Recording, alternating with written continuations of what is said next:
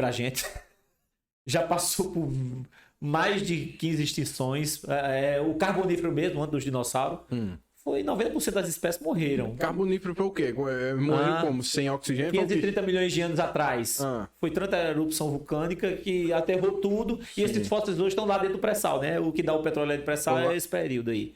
Tá entendendo? Então, 90% das espécies entraram em extinção. E aí o planeta ele revigorou, ele nasceu novamente.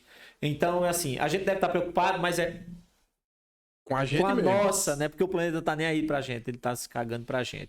A gente passa, ele não. Teoricamente agora, ele vai se reinventar. Tem um livro muito bom chamado Armas, Germes e Aço, de um biogeógrafo alemão chamado Jerry Diamond, e Colapso.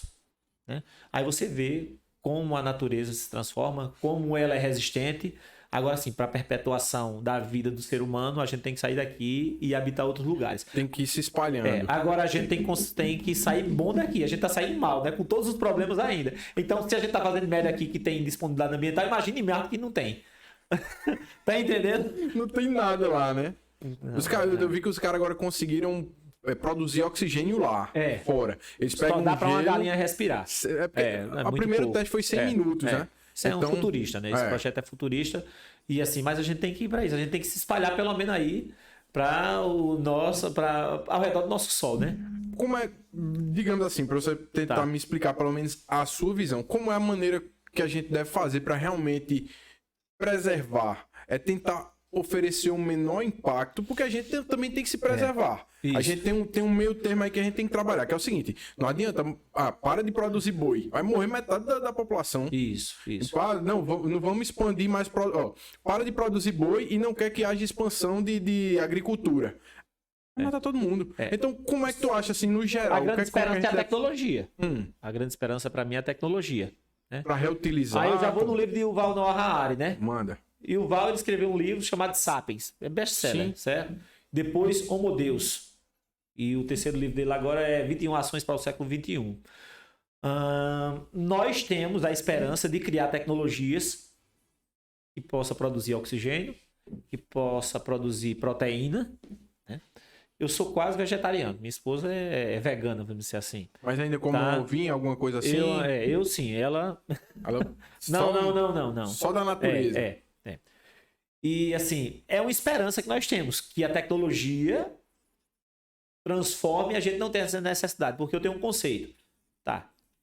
Eu nasci no Cariri comendo preá e mocó lá, porque não tinha outra coisa que comer. Mas se eu tenho a necessidade hoje de proteína, eu posso substituir por outra coisa, tá? Isso é individual, tranquilo? Tem a mesma... Tem, certeza que tem. Tem.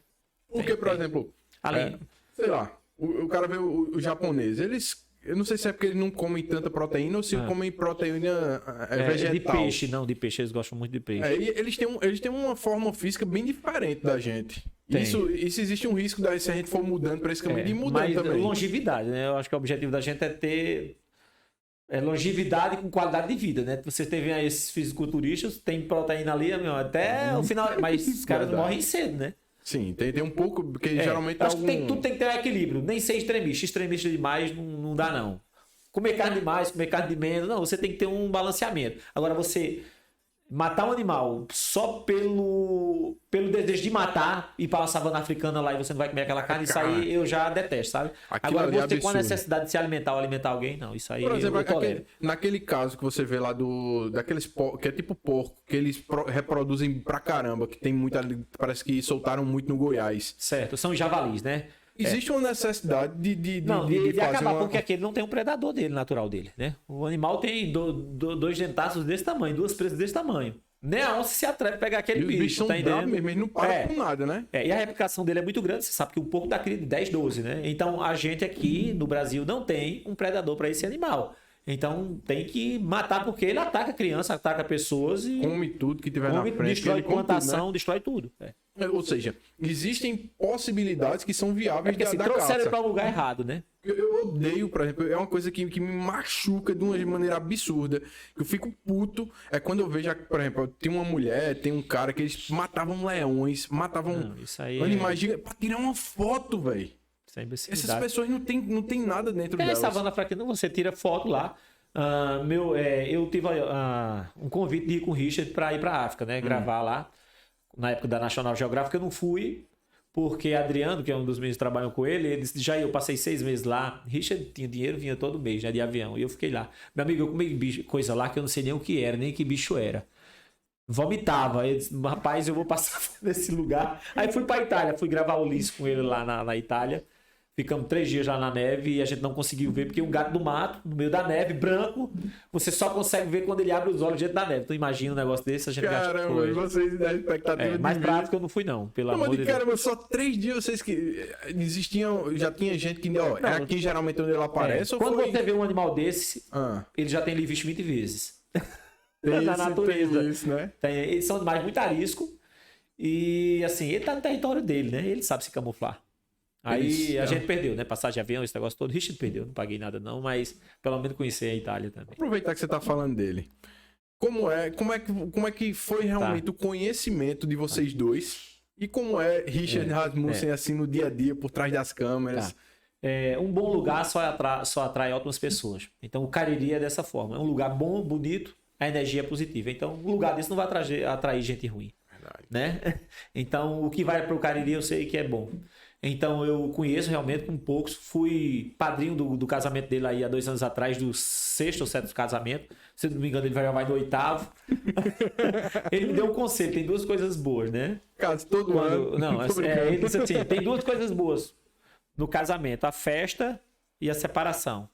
Por que a separação? Você perde 2 coisas, uma boa e uma ruim também. A ruim é a metade do dinheiro, mas a boa é que você emagrece, você fica um frango depenado, né? Perde a metade do peso que você tem.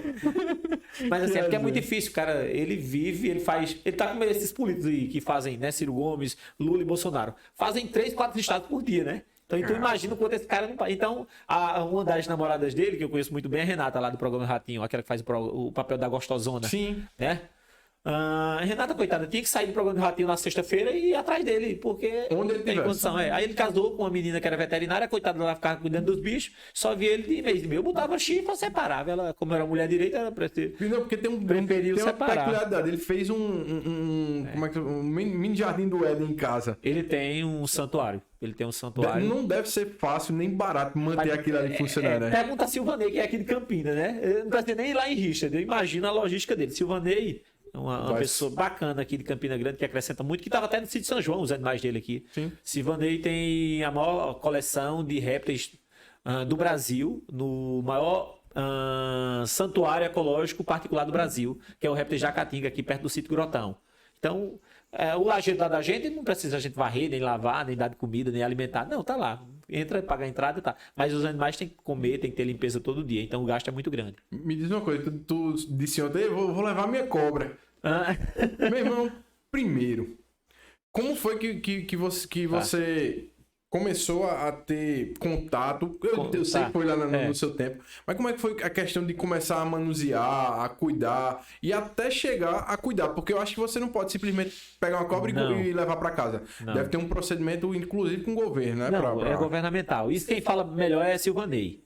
Mas assim, a gente nasceu e se criou no Cariri, porque o Cariri é assim: obrigado, Senhor, porque criastes um ambiente onde só os fortes sobrevivem. Nutella lá não dá não, porque primeiramente a necessidade fisiológica do ser humano que nasceu e se criou no semiárido é diferente de qualquer outra região. O que me chamava mais a atenção quando eu recebia os turistas de fora do Brasil, ou de São Paulo, Sudeste, alguma coisa, a quantidade de água que o pessoal bebia. O pessoal bebia 2 litros de água e eu só bebia água no final do dia. Né? Acostumado. Necessidade. Eu sei que hoje eu bebo água porque eu sei que é importante. Sim. Nosso corpo é 70%, né? Do adulto, ou 75%, alguma coisa assim. Quando a gente é criança, parece que é 80%, 85% muito, né? de eu água. Eu quase 5 litros de água. Mas eu bebo água sem sede, porque tudo que tá lá é adaptado a não água. Né? Então, lá... Qual foi a tua pergunta? Lembra aí, por favor, porque tem muita conversa. Como é que você se adaptou a mexer com esses animais aí, e também como foi o processo? Isso é o cotidiano, né? É muito natural. Foi uma coisa muito natural, né? Que a gente já fazia isso. Né? Coisas até pesadas demais de falar aqui, né? Quer ver um avô na festa de Natal, ao invés de matar um peru, matar um bode, né? E a cena é triste. Se eu te descrever, por isso tem tanto que... Eu já cheguei a ver. Por isso que o pessoal que migra aqui do Nordeste é bandido lá no Rio de Janeiro. Porque o cara nasceu e se criou, botando o bode de cabeça pra baixo e pum, mete o cacete. Primeiro dá uma paulada, né? E pronto, e o bicho fica berrando e o sangue descendo. E você acha aquele natural. Pra fazer com o ser humano é um pulo. né? Aí... O nordestino, né, principalmente Pernambuco e paraibano. Pernambucano e paraibano, cearense, eles estão muito temidos em todo canto que tem brasileiros. Primeiro, porque eles não conhecem muito bem a nossa cultura. E segundo, o que eles conhecem é que o cabo vai puxar uma faca e dar uma facada em alguém. É natural, como matar um animal, matar uma pessoa, né? Infelizmente. Mas tu nem me falou, como foi, foi aqui, lembrei que eu tinha perguntado de Richard, como é que vocês se conheceram aqui? Não, eu conheci a primeira filmagem com o Richard, foi pela SBT, né? Aí depois ele foi pra Record. Alguém te passou... Não, foi entrar no Lajeado do Bravo, você falava comigo. Hoje eu tenho 3 condutores que sobem, não precisam estar lá, né? Douglas, Fabiano e Luan. Mas ia subir o Lajeado do Bravo para Matheus, como era o guia oficial dos Lajeados, eu e Ribamar, que é outro primo meu. Só que a cabeça dele é bem maior do que a minha. E Ribamar saiu do Cariri, foi para Inglaterra, mas o Cariri saiu dele, sabe? Pensa numa pessoa lacônica. Não, pensa numa pessoa lacônica. O que é lacônico, meu Lacônica, meu amigo, é pior do que ser o Lunga, de Ribamar. Tá entendendo? Uma pessoa, Ribamar teve mais... Como o nome dele é bom, de chamar dentro do Lajeado, Ribamar, todo mundo decora mais Ribamar do que de Jair, né? Aí Ribamar ganhou o violão de Gilberto Gil. Nando Reis pagou o curso dele. Essa galera todinha vive lá, né? Samuel Rosa, eu conheço Samuel Rosa, Nando Reis, o rapaz lá que fez o programa 50 por 1, Álvaro Garneiro, gravei 2 vezes com ele também. Pessoal bem bacana, viu? O Merchan, eles se acham só na televisão, mas esse pessoal que viaja, eles são muito modestos, bem a maioria. De boa, chega lá, bem natural. Só um que não prestou até hoje, mas não vou dizer, embora que ele já morreu. Mas, e olha que lá já foram gravadas 32 produções, só um não prestou. E só uma pessoa, não. O cara era arrogante, não falava nem com os outros artistas, quanto mais com a gente, né? Caramba. É um cara que não tá. Eu não sei como é que consegue chegar em altos patamares na vida. Eu sou agnóstico. Jesus de Nazaré existiu. Ele pregava 3 coisas: a caridade, a humildade e o amor. Para qualquer outro come terra, como faria igual a gente, querer ser alguma coisa, né? Então, tá entendendo? Eu coloco esses 3 princípios do cristianismo. Olha que eu não sou nem muito cristão. Mas o exemplo é esse, é a simplicidade, né? Quais os países que tu já viajou? Argentina. Foi fazer o que lá? Foi no curso de guia de turismo, né? Mas foi o governo do estado que começou patrocinou. Aqui e teve uma fase lá. O Brasil, a gente viajou quase do Brasil, porque assim, no curso de guia de turismo, como eu fiz regional, eu conheci 193, 197 cidades aqui, 179 cidades da Paraíba. Custeado pelo estado. Governo do estado, Sebrae e Senac. Foi o curso pioneiro aqui que houve na Paraíba, né?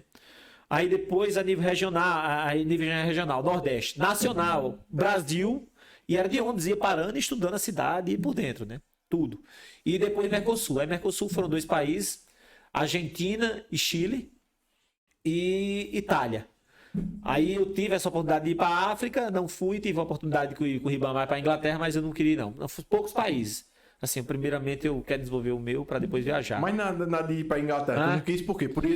Tava fazendo outra coisa? Porque Ribamar, embora como o Ribamar foi para a Inglaterra, Cássio, vou até falar o nome de Cássio, um abraço aí, Cássio. Ele deu uma passagem a Ribamar, Ribamar foi lá se virar e se virou. Hoje é professor de inglês também, além de guia de turismo. Fala inglês britânico, que não é fácil, né? O inglês americano é bom, porque é limpo. E ele se virou lá, trabalhou em tudo, e a gente tem muito contato de pessoas que vinham para lá. E se virou. Só que Ribamar, como eu te disse, é uma pessoa lacônica. Ele saiu, era para ser uma pessoa bem sofisticada, dá 10-0 em mim, mas Ribamar é pior do que seu Lunga, sabe? Colocaram energia na casa do avô dele, ele arrancou, porque não queria a casa com energia, para tu ter ideia. Esse negócio aqui não... mais um abração aí para Ribamar. Ele queria manter a raiz mesmo. Não, Ribamar era a pessoa mais inocente do mundo. Vê só, a gente tava lá, um dos eventos mais bonitos que deu em cima do Lajeado, que houve no Lajeado, foi a Orquestra Sinfônica da Paraíba, né? Todo tipo de instrumento que você pensa, até o órgão colocaram lá em cima. Aí Gilberto Gil, Marinês, se eu não me engano era Dominguinhos ou outro lá. Aí 500 pessoas, 500 convidados, o Banco do Nordeste patrocinando. Muita coisa bonita, já presenciei, e feia também lá em cima do muita loucura, incorporação de espírito, um monte de coisa. Porque são locais, são centros cerimoniais pré-históricos. Então toda a energia que houve ali ainda resiste ali. Permanece lá. Sim, porque são cemitérios indígenas ao redor do Lajeado, né? E poucas pessoas que visitam só pensam que a maioria das pessoas que visitam só pensam que é o cenário, a beleza cênica do local, a formação geológica, mas não, ali era um cemitério indígena realmente, né? E assim... Aí houve lá, Ribamar, eu andei o dia todo com Cássio e com outro Dominguinhos, e Ribamar andou com Marinês e com Gilberto Gil. Aí Gilberto Gil lá, coitado, sem um chapéu, a careca quase no sol, e vamos lá, toma meu chapéu de couro, tá. Aí foi à noite, né, a gente foi pra fogueira, tinha um contador de história lá, que é o Sr. Ivaldo, aí ele disse,